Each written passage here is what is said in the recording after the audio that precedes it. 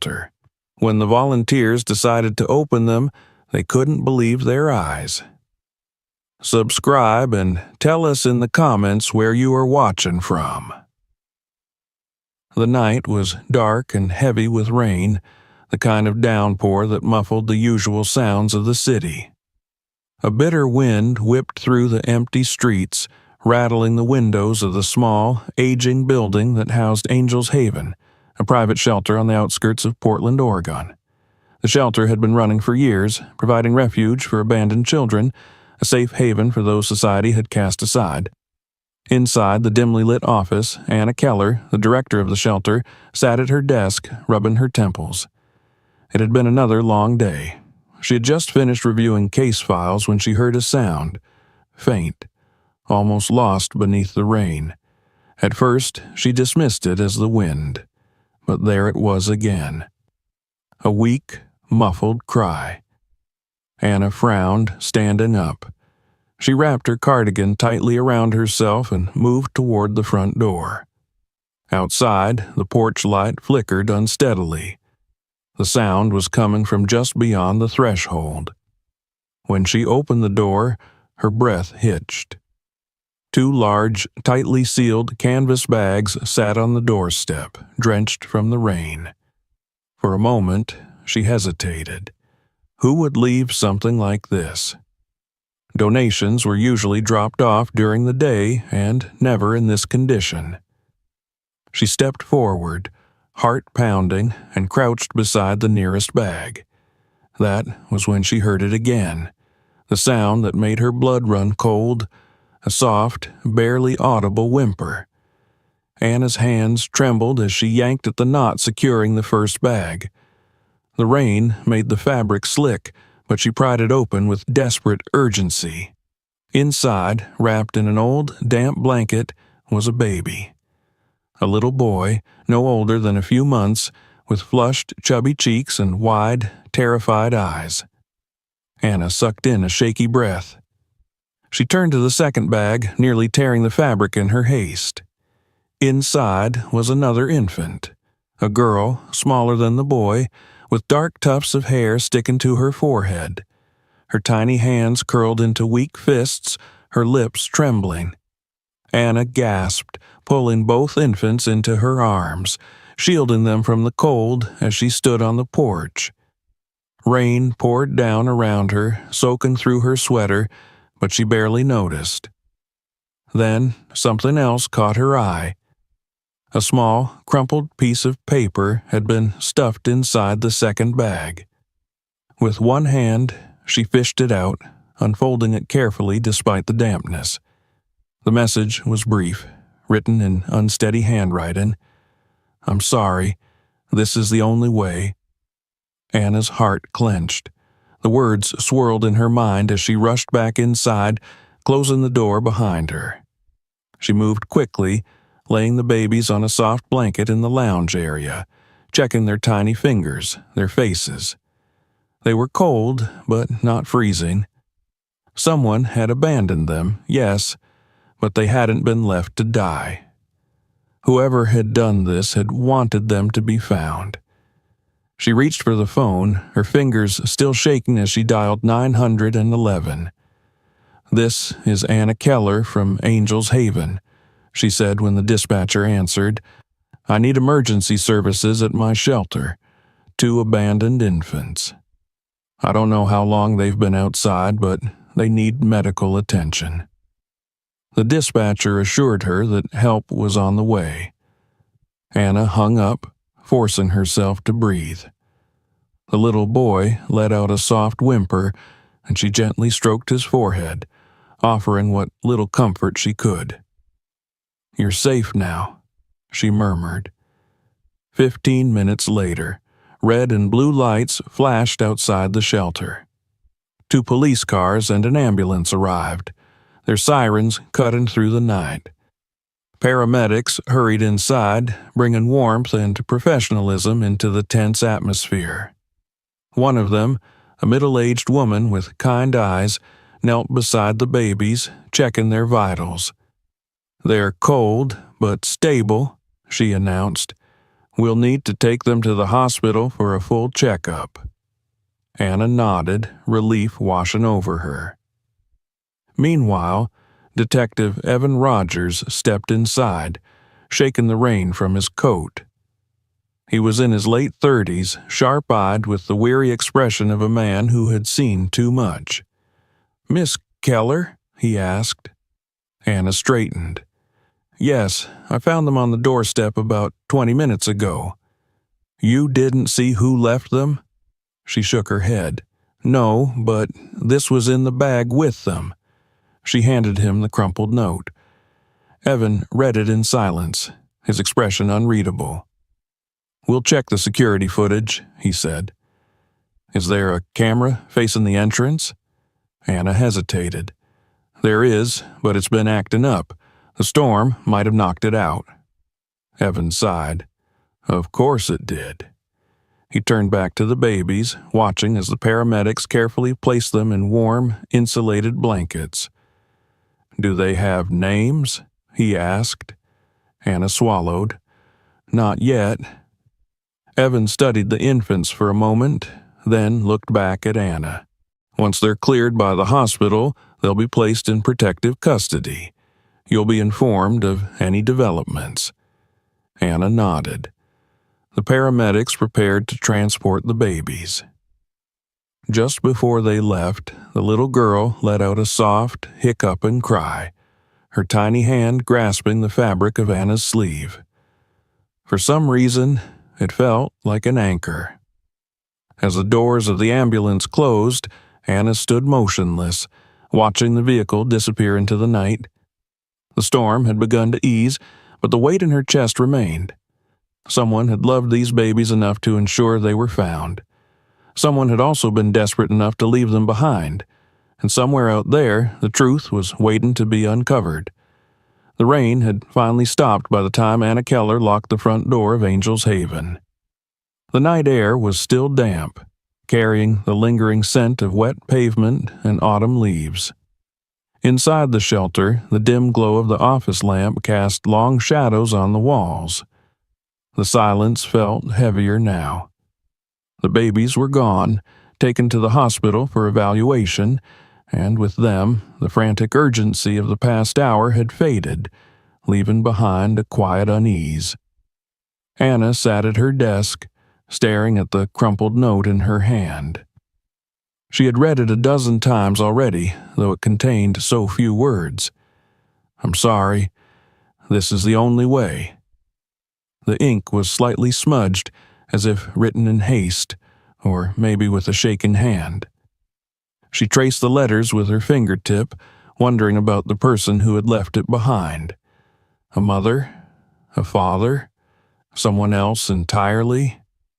Whoever they were, they had vanished into the night, leaving behind two lives they had once been responsible for.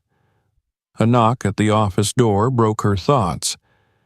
She looked up to see Detective Evan Rogers standing in the doorway, his coat damp from the rain. His expression was unreadable, but there was a certain heaviness in his stance, as if he already knew this case would not be simple. "We checked the front entrance camera," he said, stepping inside. "It cut out for about 15 minutes before you found the babies. Looks like someone knew exactly where to leave them." Anna felt her stomach tighten.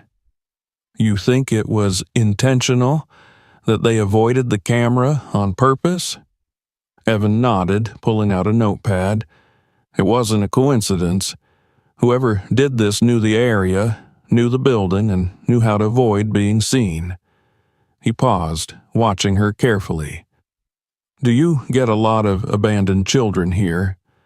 Anna sighed, rubbing her temples. "It's happened before.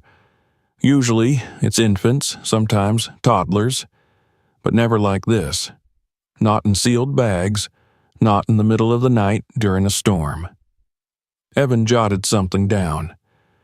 "You mentioned hearing them crying. If you hadn't gone outside when you did, do you think they would have made it through the night?" Anna shivered at the thought. "I don't know. It wasn't freezing, but they were already cold when I brought them inside. A few more hours in the rain. She trailed off, unwilling to finish the sentence. Evan tapped his pen against his notepad, deep in thought. The note, may I? She handed it to him. He studied it for a moment, frowning. No signature, no names, just an apology. He flipped it over, as if expecting something more. We'll send it to the lab, see if we can pull any fingerprints or DNA from it. Do you think the parents will come forward? Anna asked. Evan hesitated. Maybe, if they regret it. But if they went through all this trouble to disappear, I doubt they'll make it easy to find them. Anna swallowed hard. And the babies? What happens now? They'll stay at the hospital overnight. Once they're medically cleared, Child Protective Services will take over. If no relatives come forward, they'll go through the foster system. He studied her expression. Unless your shelter files for temporary guardianship. Anna stiffened. That's an option? It is. The system is overcrowded. If a stable environment is available, social services may place them here until a long-term solution is found. Anna exhaled, glancing toward the empty cribs in the nursery. The thought of those babies being shuffled between strangers, passed from one overburdened foster home to another, made her chest tighten. Angel's Haven wasn't meant for long-term care, but it was still better than the alternative. Before she could answer, Evan's radio crackled. He stepped aside, listening to the transmission. His expression darkened. Got it. I'm on my way.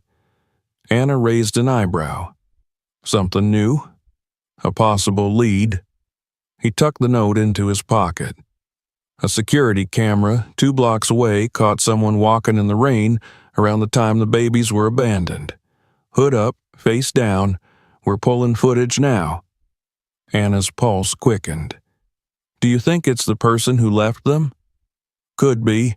Or just a random pedestrian. He glanced towards the door. Either way, I'll let you know if we find anything. As Evan left, Anna remained seated at her desk, staring at the darkened window. The weight of the night pressed against her, and for the first time in a long while, she felt truly helpless. Somewhere out there, a mother or father had made the impossible decision to leave their children behind. And somewhere out there, that same person was still watching, waiting, wondering if they had done the right thing. The next morning, Angel's Haven was alive with the usual routine. Breakfast was served in the communal dining area, the younger children still groggy from sleep as they pushed cereal around in their bowls. The older kids, the ones who had learned how to navigate the foster system and the uncertainty of their futures, ate in silence, lost in their own thoughts. The rain had stopped, but the air was thick with the scent of damp pavement and earth. Anna Keller moved through the halls, her mind still caught in the events of the previous night. The image of the 2 babies, cold and frightened, would not leave her. She had barely slept, waiting for a call from the hospital with updates. At just past 8, her phone buzzed. She snatched it up immediately. "This is Dr. Harris from St. Mary's," a calm voice said on the other end. "I'm calling about the 2 infants brought in last night." Anna gripped the phone tighter. "How are they?" "They're stable. The little girl had some mild dehydration, but nothing serious. The boy seems perfectly healthy. No signs of malnourishment or abuse. Whoever cared for them before, they weren't neglectful. They just—" The doctor hesitated. "Just what?" Anna pressed. They were careful, but desperate. The way the babies were bundled up, the fact that they had been recently fed before being left, it doesn't match the profile of abandonment out of cruelty. Someone loved them. They just couldn't keep them. Anna felt her throat tighten. She had suspected as much, but hearing it confirmed made it even harder to process. What happens now? We're keeping them for observation for another 24 hours. After that, CPS takes over. Anna closed her eyes. Unless I apply for temporary guardianship. There was a pause on the other end. That would be an option, yes. But it's a commitment, Miss Keller, even if it's temporary. Anna knew that all too well. She had run Angel's Haven for over a decade, had seen children come and go, had watched them struggle, thrive, or disappear into the bureaucracy of the system. Taking in 2 infants wasn't just a logistical challenge, it was an emotional one. "I'll talk to my staff," she finally said, "and I'll be at the hospital this afternoon." She ended the call and leaned back in her chair, staring at the ceiling. 2 babies. No names, no past, no one coming for them. But for now, they had her. By midday, the shelter had settled into its usual rhythm. Anna found herself in the nursery, standing near the empty cribs that should have been occupied. The younger children who had once slept in them had either been adopted or placed in foster care. Some had been lucky. Others, not so much. She turned when she heard a soft knock on the door frame. It was Maggie, one of the senior caregivers at the shelter. She was in her 50s, with short, silver-streaked hair and the no-nonsense attitude of someone who had spent her life taking care of others. "Heard from the hospital?" Maggie asked, folding her arms. Anna nodded. "They're fine, healthy. They'll be released tomorrow." Maggie studied her. "And?" Anna exhaled. "And if we want them here, we have to file for guardianship." Maggie was quiet for a moment, then she sighed. 2 babies, Anna. That's a lot. I know. We don't have a full-time infant care program. We handle temporary placements, older kids, not newborns. I know. Maggie hesitated. But you want to do it anyway. Anna looked at her, tired but resolute. They were left on our doorstep, Maggie. That has to mean something. Maggie sighed again, softer this time. It's not just about logistics, you know that. It's about what happens when they have to leave. That was the real issue. It wasn't just the sleepless nights, the feeding schedules, the extra hands they would need to care for 2 infants. It was the inevitable attachment, the painful reality that one day they would have to say goodbye. Anna swallowed. I'd rather them be here, with people who care, than lost in the system. Maggie studied her for a long moment, then nodded. I'll call in some extra help. We'll make it work. Relief flooded through Anna, but it was quickly followed by another wave of anxiety. This was just the first step. There were legal hurdles to clear, CPS evaluations to pass, funding to secure. And beyond all of that, there was still the lingering question, who had left them, and why? By late afternoon, Anna was on her way to the hospital. The sky had cleared, the sunlight streaming through the windshield as she pulled into the parking lot of St. Mary's. She checked in at the front desk and was directed to the pediatric ward. When she stepped into the room, her breath caught. The babies were in separate cribs, their tiny bodies swaddled in warm blankets.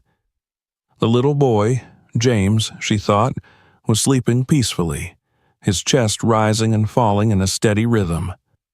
The girl, Lucy, was awake, staring up at the ceiling, her dark eyes wide and unblinking.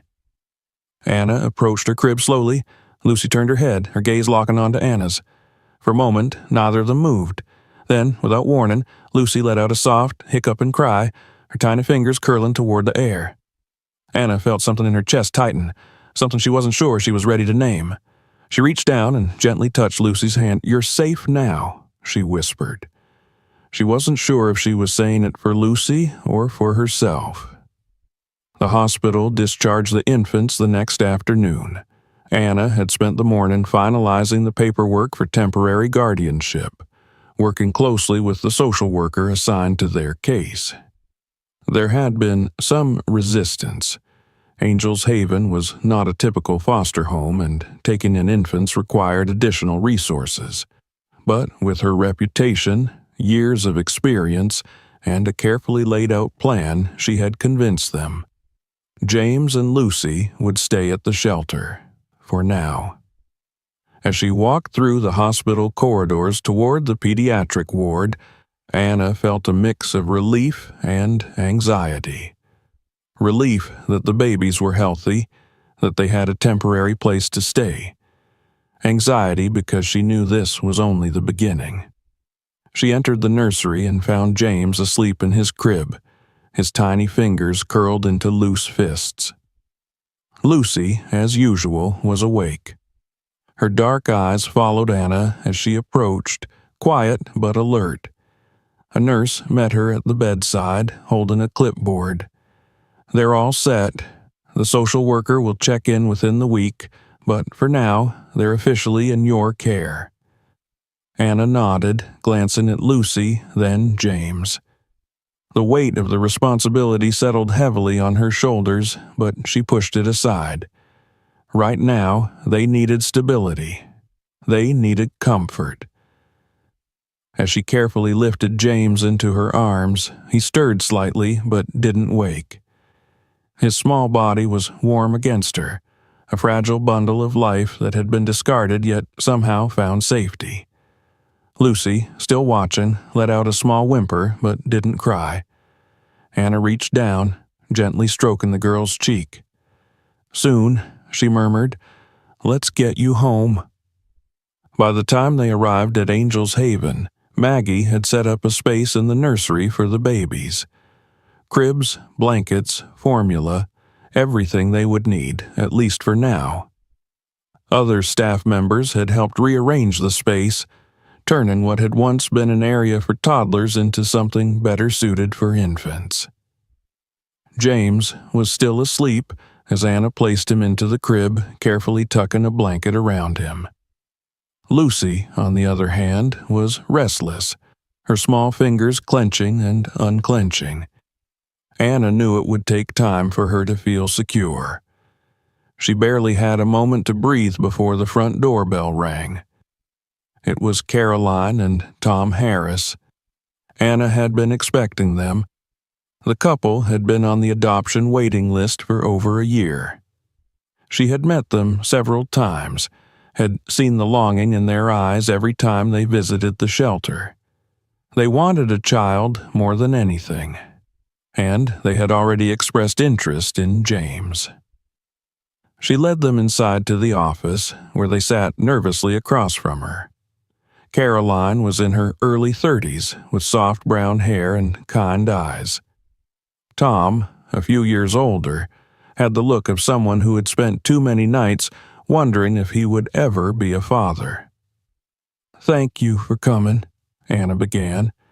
Caroline clasped her hands together. "We heard about the babies, the ones left at the shelter." Anna nodded. "They're both doing well, but I know you were looking for an infant, and I think James might be a good match." Tom leaned forward. "We'd love to meet him." There was hesitation in his voice, as if he didn't dare to hope. Anna understood. She stood. "Come with me." The nursery was quiet when they entered. James was still sleeping, peaceful in his crib. Lucy was lying awake, but for once, she wasn't crying, just staring, as if she understood that something was about to change. Caroline let out a soft breath when she saw James. "He's beautiful." Anna watched as Caroline moved closer, hesitantly reaching down to touch his tiny hand. James stirred but didn't wake. Tom stood beside her, his face unreadable. Then, slowly, he reached out and touched his son for the first time. Anna had seen this moment before. the way a parent recognizes their child even before the papers are signed, the way love settles in before words can be spoken. Caroline wiped at her eyes. What happens next? Anna smiled. You start the paperwork, and if everything goes well, you take him home. The process wasn't immediate. The next few weeks were filled with meetings, interviews, home visits. Anna made sure James was placed in the right hands, that Caroline and Tom were ready. And they were, more than ready. Then, one evening, the day finally came. Caroline arrived at the shelter with a brand new car seat, her face glowing with anticipation. Tom followed close behind, carrying a soft blue blanket.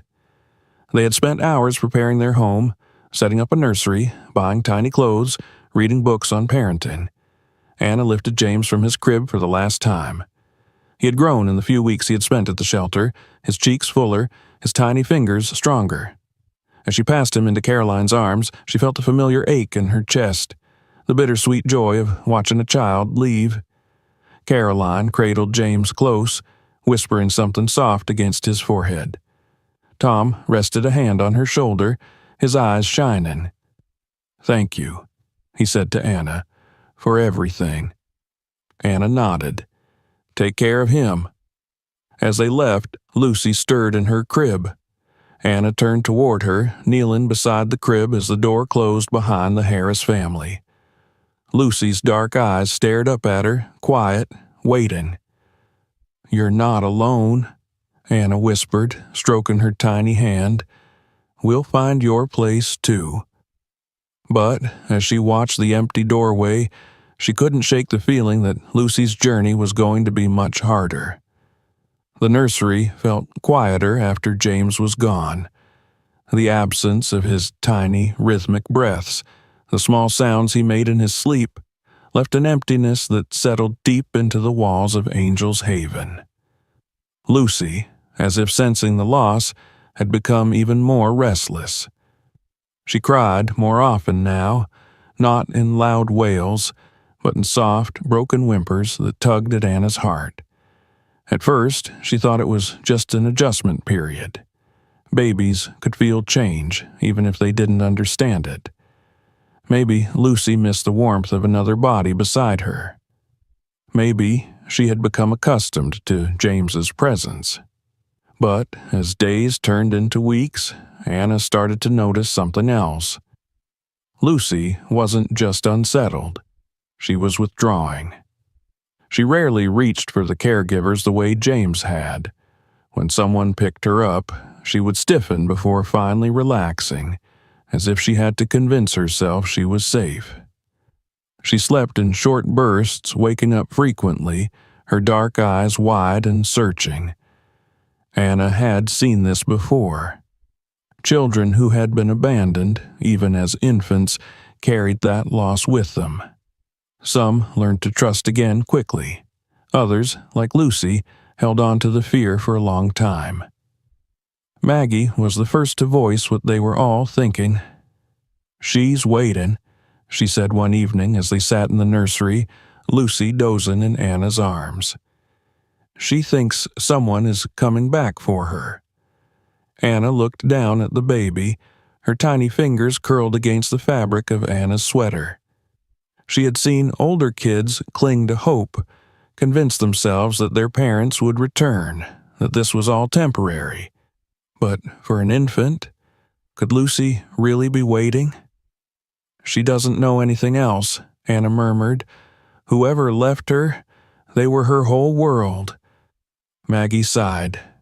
"I just hope she finds another one." The process of placing Lucy into a family began almost immediately. The demand for infants in the foster and adoption system was high, and social services had already received interest. Several families had come to visit, eager to meet the baby girl with the soft, dark hair and solemn eyes. But something always went wrong. The first woman, a single mother in her 40s, had seemed perfect on paper. Stable job, a quiet home, plenty of resources. She had come into the nursery with gentle hands and kind eyes, cooing softly as she lifted Lucy into her arms. Lucy had screamed.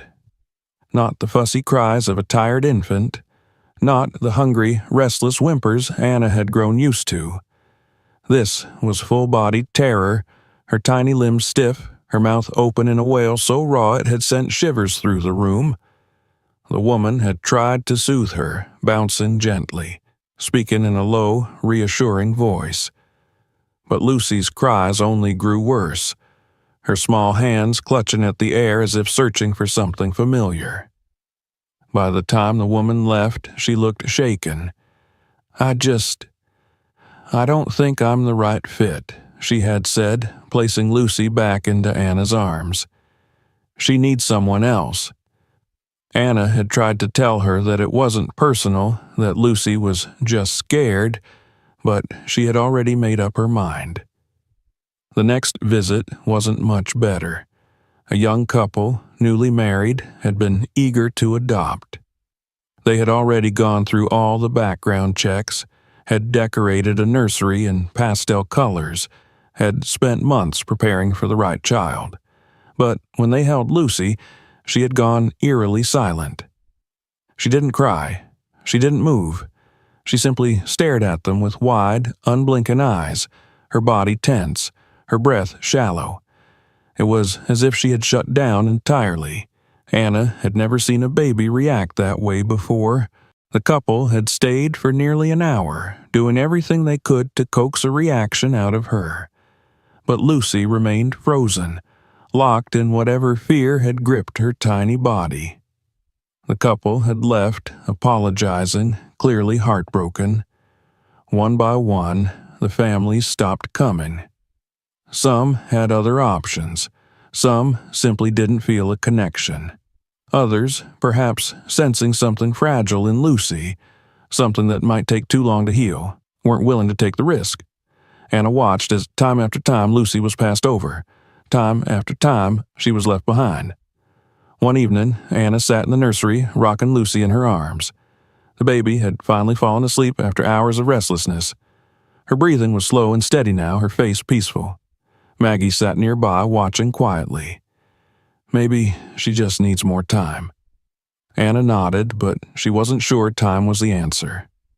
"She's scared," she said softly. "She doesn't know who to trust." "She trusts you." Anna looked down at the sleeping baby. Lucy's tiny fingers had curled into the fabric of her shirt, holding on even in sleep. "She has to trust someone else," Anna murmured. "I can't be the only one." But even as she said it, she wasn't sure she believed it. Days turned into weeks. The weather grew colder, the air crisp with the scent of approaching winter. Lucy remained at Angel's Haven, still waiting for a home, still struggling to connect. Then, one afternoon, everything changed. Anna had been in her office when Maggie knocked on the door, her expression unreadable. "There's someone here to see Lucy," she said. Anna sighed, exhausted from disappointment after disappointment. "Who is it?" Maggie hesitated. "You should come see for yourself." Anna followed her down the hall, past the playroom where older children were drawing, past the dining area where a volunteer was setting up snacks. She stepped into the nursery and stopped short. Standing by Lucy's crib was Elizabeth Morgan. Anna blinked, surprised. Dr. Morgan had been one of the pediatricians who had examined Lucy at the hospital after she was found. She had been professional, efficient, kind, but Anna hadn't expected to see her here. Elizabeth turned when she heard Anna enter. "I heard Lucy was still here," she said simply. Anna glanced at Lucy, who was watching Elizabeth carefully from her crib. She wasn't crying. She wasn't frozen. She was just observing. "You're here to see her?" Anna asked. Elizabeth nodded. "I've been thinking about her since the night she was brought in. I told myself it wasn't my place. that someone else would take her, but she exhaled, shaking her head. No one has, have they? Anna didn't answer. She didn't need to. Elizabeth turned back to Lucy. Slowly, she reached out a hand, not to pick her up, just to offer. Lucy stared at it for a long moment. Then, to Anna's shock, she reached out and took it. It was the first time Lucy had willingly reached for anyone besides Anna. Anna felt something shift, something she hadn't let herself hope for. Maybe Lucy had been waiting, but maybe she had been waiting for the right person. Anna stood in the nursery doorway, watching as Lucy's tiny fingers curled around Dr. Elizabeth Morgan's outstretched hand. The moment was quiet, almost delicate, but it carried a weight Anna could feel deep in her chest. For weeks, Lucy had recoiled from strangers, stiffened in unfamiliar arms, or retreated into herself. But now, she was reaching out. Elizabeth didn't move too quickly. She let Lucy hold on to her finger, let the baby set the pace. There was something steady and patient in the way she interacted with her, a kind of unspoken understanding. Anna stepped forward, careful not to disrupt whatever fragile connection was forming. "She doesn't do that often," she said softly. Elizabeth glanced at her but didn't pull away from Lucy. "I figured." Anna studied her for a moment. The doctor had always struck her as composed, analytical, yet there was something more here, something personal. "You've been thinking about her," Anna said. It wasn't a question. Elizabeth exhaled, finally straightening. "I have." Anna motioned towards the chairs near the crib, and they both sat. Lucy, surprisingly, didn't cry when Elizabeth moved her hand away, though her dark eyes followed the doctor's every movement. "I wasn't expecting you to come here," Anna admitted. Elizabeth gave a small, almost self-conscious smile. "Neither was I." She glanced down at Lucy. When she came into the hospital that night, something about her stuck with me. I see a lot of abandoned children in my line of work, more than I'd like to admit. Most of them, they're either too young to understand what's happening, or they adjust quickly, latching on to the next person who cares for them. She paused.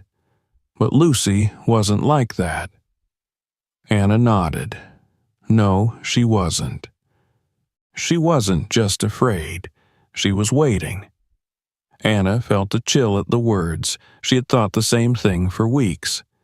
That's exactly what Maggie said. Elizabeth smiled faintly. Maggie's perceptive. For a while, they sat in silence, watching Lucy.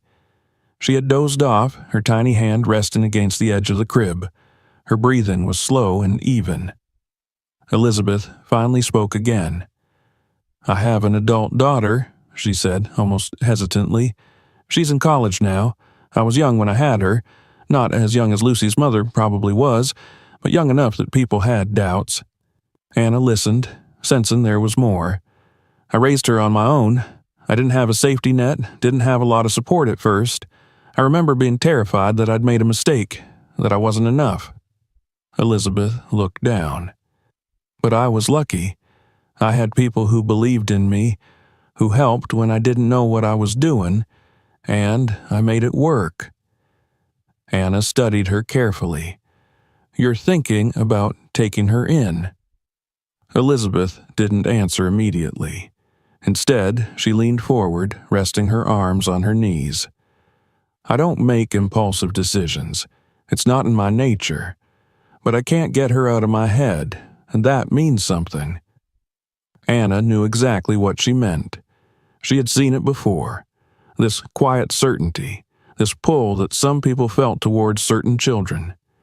It wasn't something that could be forced. It was either there or it wasn't. "You'd be starting over," Anna said. Elizabeth gave a soft laugh. "I know." "It's not just about love. It's late-night feedings, teething, fevers, tantrums. I know. You've built your life, your career. Are you ready to change everything?" Elizabeth looked at Lucy, who was still sleeping peacefully. "I don't know if anyone is ever really ready, but I know what it feels like to be alone and scared. And I know I can give her something better." Anna sat back, exhaling. It wasn't her decision to make, but a part of her felt something close to relief. "She's going to fight it," Anna warned. "She doesn't trust easily." Elizabeth smiled. "Neither did my daughter at first." There it was again, that quiet confidence, that certainty. Anna nodded. "Then let's start the process." The next few weeks were filled with paperwork, meetings, home visits. Elizabeth had to undergo the same scrutiny as any prospective foster parent. Background checks, financial evaluations, psychological assessments. Anna had seen good people struggle under the weight of it, but Elizabeth handled everything with the same calm precision she brought to her medical practice. The first supervised visits went well. Elizabeth came to the shelter almost every evening, spending time with Lucy. She never rushed her, never forced affection. Instead, she sat with her, spoke to her in a soft voice, offered her gentle touches when Lucy seemed ready. And slowly, Lucy responded. She still cried when unfamiliar people held her, but she stopped crying when Elizabeth did. She started reaching for her, gripping onto her sleeve when she was near. The moment that cemented everything came during one of the evening visits. Elizabeth was holding Lucy, swaying gently when Anna saw it happen. Lucy, who had been staring at her with those big, cautious eyes, let out a tiny sound, something between a sigh and a hum. Then she rested her head against Elizabeth's chest. It was the first time she had done that with anyone but Anna. Elizabeth's arms tightened slightly, and Anna saw the way she closed her eyes for just a second, as if grounding herself in the moment. That was it. Lucy had chosen her. On the day Lucy officially left Angel's Haven, the staff gathered to say goodbye. The older children, who had grown used to seeing Lucy in the nursery, peered curiously from the hallway. Elizabeth arrived with a car seat and a quiet, steady presence. There was no fanfare, no big declarations. Just a moment. Anna lifted Lucy into her arms one last time, pressing a soft kiss to her forehead. "You're going to be okay," she whispered. "I promise." Lucy clung to her for a few seconds before Anna passed her to Elizabeth. She didn't cry. She didn't fight. She simply nestled into Elizabeth's shoulder, as if she had known all along that this was where she belonged. Anna walked them to the door, standing beside Maggie as they watched Elizabeth strap Lucy into the car. The baby blinked up at her, quiet but calm. "She's got this," Maggie murmured. Anna nodded. "She does." As the car pulled away, Anna let out a slow breath. The ache in her chest was familiar, but this time it wasn't bitter. Lucy had found her place. And somehow, despite everything, despite the way she had been left behind, she had been found again. The transition into her new home wasn't easy for Lucy. Elizabeth had expected that. Trust was not something that could be built overnight, especially for a child who had already learned in her short life that the people she relied on could disappear. On the first night, Lucy barely slept.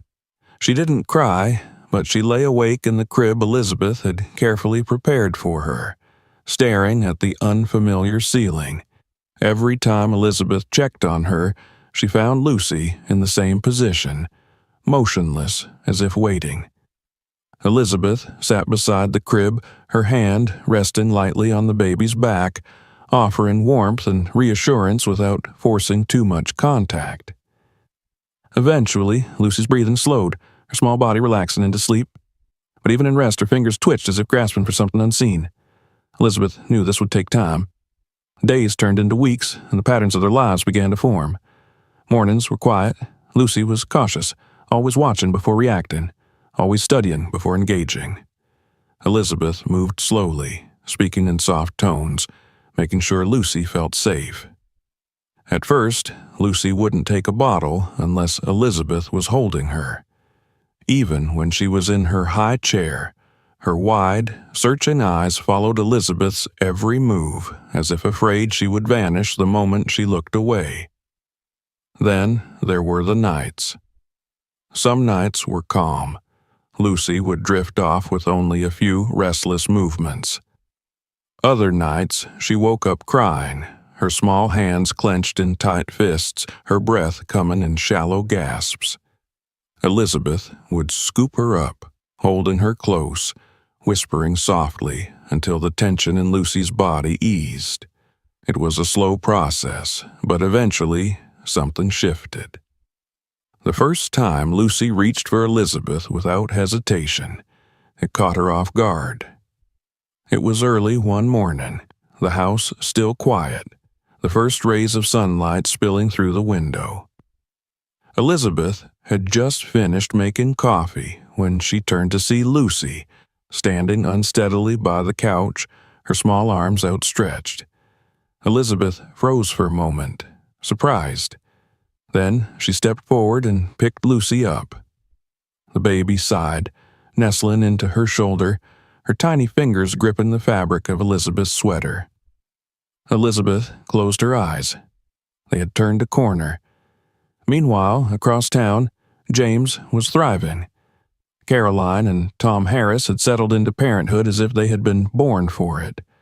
Their home, warm and filled with laughter, quickly became the center of James's world. Unlike Lucy, James had no trouble adjusting. He was a happy baby, always quick to smile, always eager to be held. He giggled when Tom lifted him into the air, when Caroline pressed kisses to his chubby cheeks. Every milestone was met with celebration. The first time he rolled over, Caroline had clapped her hands in excitement. When he started babbling, Tom recorded every second. They adored him. And James, in turn, soaked up their love without hesitation. By the time he turned one, he was already walking, his small legs unsteady but determined. He had favorite toys, favorite foods. He had a family that cherished him. He would never remember the night he had been left in front of Angel's Haven. He would never know the fear of being unwanted. His past had faded into something distant, something that no longer mattered. But Lucy carried her past with her. The first time James and Lucy saw each other again, they didn't recognize each other. It happened by coincidence, nearly 2 years after they had left the shelter. Elizabeth had taken Lucy to a community playgroup, hoping to help her interact with other children. Lucy was still hesitant around strangers, still slow to trust, but Elizabeth wanted to give her the chance to explore, to feel safe in new spaces. The playroom was filled with bright colors, scattered toys, the sounds of small voices chattering. Lucy clung to Elizabeth's leg at first, her fingers gripping tightly, her dark eyes scanning the unfamiliar space. "It's okay," Elizabeth murmured, crouching beside her. "We're just here to play." Lucy hesitated, then let go, stepping cautiously toward a pile of soft blocks. Elizabeth stayed close, watching, her heart swelling with quiet pride as Lucy slowly started to explore. Then, across the room, a boy's laugh rang out.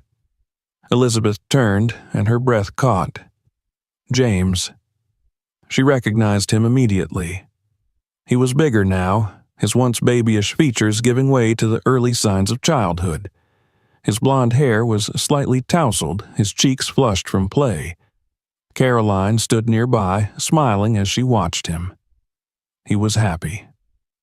James turned, spotting Lucy. For a moment, there was nothing. Just two children, staring at each other.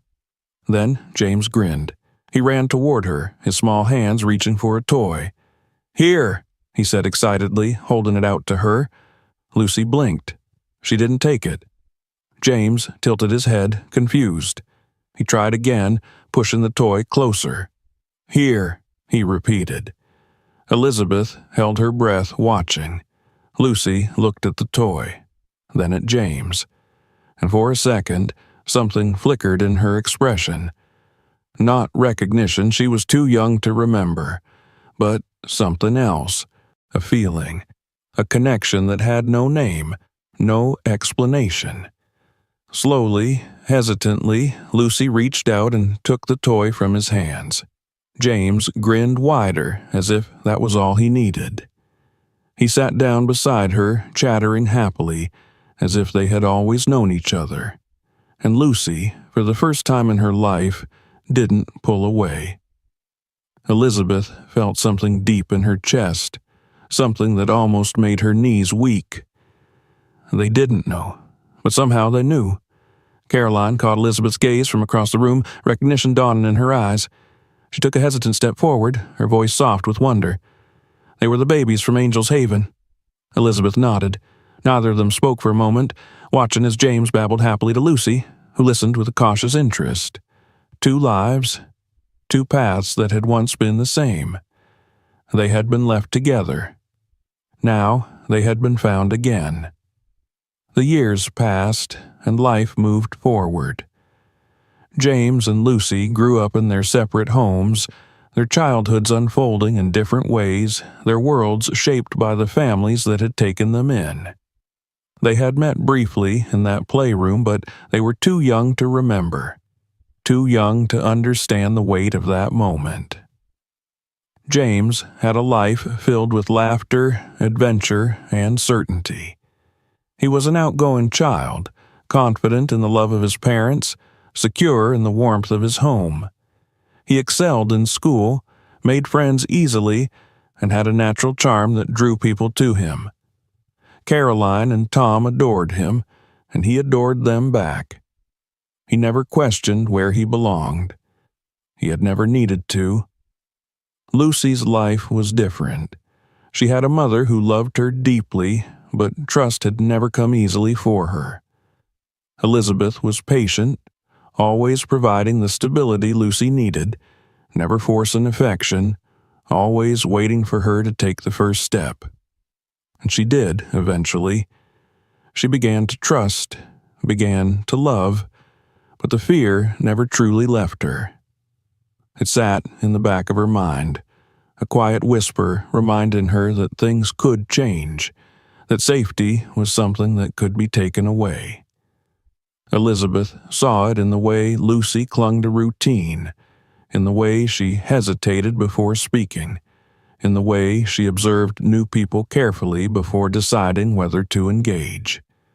She was bright, perceptive, but always cautious. Even as she grew older, even as she became more confident, there was a guardedness to her that never fully disappeared. She never asked about her past, and Elizabeth never pushed her to. Then, one day, everything changed. Lucy was 15 the first time she saw James again. She had been standing in line at a cafe waiting for her order when she heard laughter from across the room. It was loud, carefree, the kind of laugh that drew attention without trying. Something about it made her turn. Across the cafe, a group of teenagers sat around a table, talking and joking. One of them, a boy with tousled blonde hair and an easy grin, was at the center of it. He was leaning back in his chair, hands gesturing as he spoke, his voice animated. There was something about him that felt familiar, though Lucy couldn't place it. Then, as if sensing her gaze, he turned and met her eyes. For a moment, everything else faded. Neither of them moved. neither of them spoke. Then recognition flickered in his expression, not complete understanding, but something close to it. His brow furrowed slightly, his smile faltering for just a second. Lucy felt something shift inside her. It wasn't memory. She didn't remember him, but she knew him. Before she could process what was happening, her name was called for her order. She turned away, grabbing her drink, forcing herself to focus. When she glanced back, the boy, James, was still watching her, curiosity in his eyes. She left the cafe without saying a word. That night, she lay awake in bed, staring at the ceiling, trying to make sense of the strange pull in her chest. It wasn't like her to dwell on strangers, but he hadn't felt like a stranger. Days passed, then weeks, and she tried to forget about it. But the moment lingered, sitting at the edge of her thoughts, refusing to fade. Then, by pure coincidence, it happened again. She was at a school event, standing with a few friends, when she heard his voice. This time, she knew it before she even turned around. James. He was across the gym, laughing with his friends, but the second she saw him, something inside her clicked into place. And this time, he saw her too. He didn't hesitate. He excused himself from his group and walked toward her, his expression shifting from curiosity to something more certain. "Hey," he said, stopping in front of her. Lucy stared at him. "Hey." Up close, she could see the details she hadn't noticed before. The slight dimple in his cheek when he smiled, the familiar shade of his eyes, the way he carried himself with the kind of ease she had never possessed. "Do I know you?" he asked. The question sent a shiver down her spine, because she wanted to say yes. She wanted to say, "We were left together. We were found together. We shared something before we even had names." But she didn't. Instead, she shook her head. "I don't think so." James studied her for a long moment. Then, slowly, he smiled. "Okay," he said. But there was something in his tone, something that told her he didn't believe her. And maybe she didn't believe herself either. They crossed paths more after that, not often, but enough. Enough for him to smile at her in the hallways, enough for her to notice the way he always seemed to be looking when she wasn't. They weren't friends, not yet, but something was there. Then, one evening, Elizabeth came into the living room holding an old folder. "I think it's time," she said. Lucy frowned. "Time for what?" Elizabeth hesitated. "I know you've never asked about your past, and I never wanted to push you, but I think you should see this." She placed the folder on the coffee table. It was worn, the edges frayed from years of being handled. Lucy stared at it. She knew what was inside. She wasn't sure she was ready. Elizabeth didn't say anything else. She simply sat down beside her, waiting, letting Lucy decide. After a long moment, Lucy reached out and opened the folder. Inside were documents, hospital records, papers from the night she had been found, photographs from when she had first arrived at Angel's Haven, and a name. James Harris. Her breath caught. The cafe, the school event, the strange familiarity she had felt. It wasn't a coincidence. She turned to Elizabeth, her heart pounding. "Did you know?" Elizabeth's expression was gentle. "I suspected. But I wanted you to figure it out in your own time." Lucy swallowed. She looked back down at the name. James. The boy she had met without meeting. The boy who had been a part of her life before she even knew what life was. And for the first time, the question that had always lingered in the back of her mind, the quiet whisper of doubt that had never left her, finally had an answer. She had never been alone, not really, and now she had a choice. Did she tell him? Did she let him know that they had started this life together? Or did she keep walking past him, pretending they were strangers, knowing that they never really had been? She closed the folder, her hands trembling. She had to decide. If you enjoyed this video, make sure to subscribe to the channel so you don't miss future stories. Check out our other videos for more, and feel free to share this one with others.